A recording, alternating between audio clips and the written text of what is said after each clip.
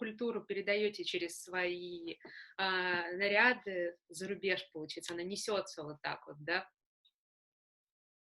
Абсолютно. То есть, я вдохновляюсь, наследием народного прикладного искусства, казахской Мгм. культуры, музыки, нашей природы.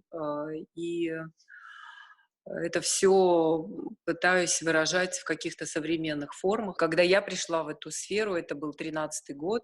До этого казахстанская мода существовала уже 25 лет, но она существовала больше как тусовка, какое-то светское развлечение. Стала работать как тренер с фабриками, с большими, которые хотели запустить потребительские Мгм. бренды, потому что, например, фабрика, которая там работала, скажем, на госзаказ, а потом они захотели сделать потребительскую линейку, и я вот помогаю таким фабрикам и молодым начинающим дизайнерам, брендам, как построить этот алгоритм от нуля, с нуля, то есть от А до Я, вот, и обучаю на своем курсе, а также у меня есть инкубатор такой, в котором работаю с каждым брендом от 6 до 9 месяцев. Мгм. И дальше мы их везем, опять же, за рубеж, продаваться на больших выставках или в каких-то международных шоурумах во время недель моды в Милане, в Париже, Мгм. вот, в Лондоне.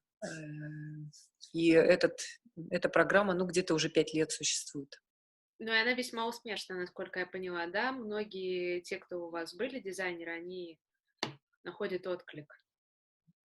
Да, она успешна, потому что, во-первых, они получают заказы за рубежом, и они получают приглашение участвовать в таких международных выставках больших, как White Милана, Мгм.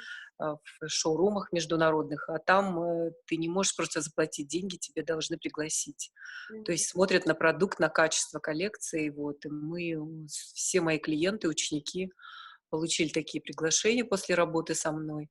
Нельзя просто сшить пиджак, нужно его сочетать с какой-то юбкой, с каким-то пальто, с какими-то брюками, с блузкой, с футболкой, там, толстовкой, с платьем.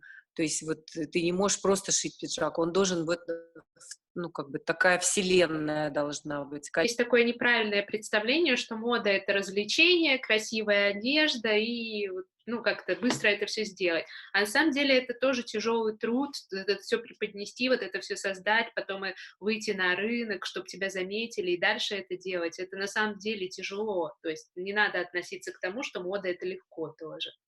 Конкурентная среда, поэтому сложно там состояться.